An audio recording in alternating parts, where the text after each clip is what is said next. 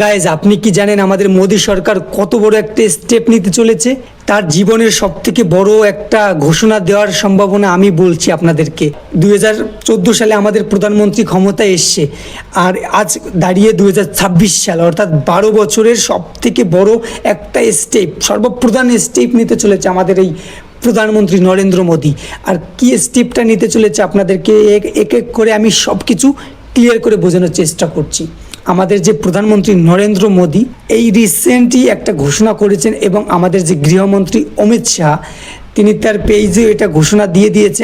আমাদের যে ডেমোক্রেটিক যে প্রবলেমটা আমরা ফেস করছি বিগত কয়েকটা রাজ্য, যেরকম আসাম, ত্রিপুরা, মেঘালয়, আমাদের ওয়েস্ট বেঙ্গল, কেরালা রয়েছে, অন্ধ্রপ্রদেশ রয়েছে, জম্মু কাশ্মীর রয়েছে, এরকম কিছু কিছু স্টেটে বর্তমান সময়ে র্যাডিক্যালাইজ হয়ে গেছে। মানে ডেমোক্রেসি পরিবর্তন, মানে মুসলমান সম্প্রদায়ের জনসংখ্যা বেশি, অর্থাৎ সেখানে ডেমোক্রেটিক চেঞ্জ হচ্ছে ধীরে ধীরে।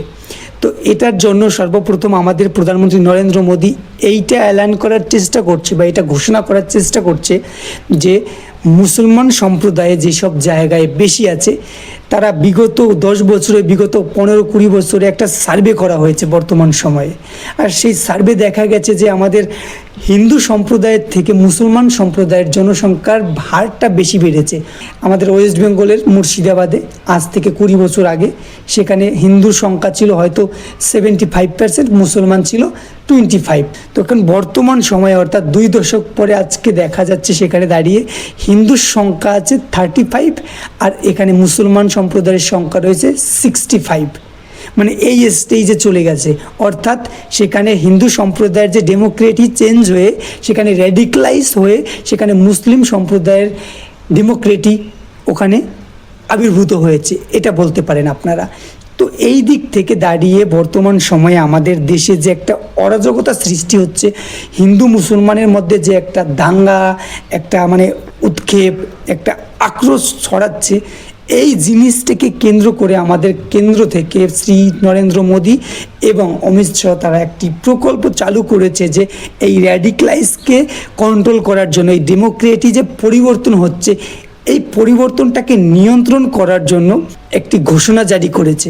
মুসলমান সম্প্রদায়ের থেকে যে পরিমাণে জনসংখ্যাটা বৃদ্ধি পাচ্ছে, মানে হারটা যে বাড়ছে জনসংখ্যার, সেইটাকে নিয়ন্ত্রণ করতে হবে।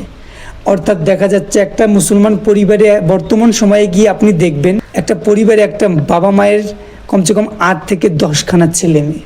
তো এই জিনিসটাকে কন্ট্রোল করার জন্য আমাদের শ্রী নরেন্দ্র মোদী এবং অমিত শাহ একটি আইন প্রকল্প ঘোষণা করেছে, এবং এটা খুব শীঘ্রই বাস্তবায়ন হবে। আর এটার কি আপডেট আসবে অবশ্যই আপনাদেরকে জানাবো। বর্তমানে তারা এটা নিয়ে কাজ করছে, খুব শীঘ্রই এটাকে নিয়ন্ত্রণ করার চেষ্টা করবে।